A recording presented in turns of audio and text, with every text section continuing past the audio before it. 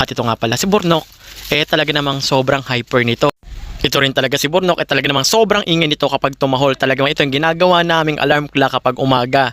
At si Burnok guys, kapag magkasama sila ni Rabia, talaga namang naka-high blood si Rabia sa kanya. Kasi kahit walang regla si Rabia, talaga namang pinapatungan ni Burnok. Yeah.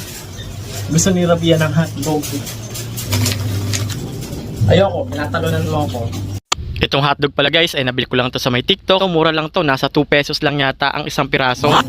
Rabia dito. Dito. Gusto nila itong hotdog na to.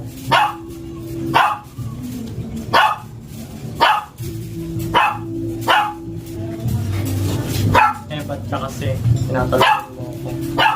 Oh.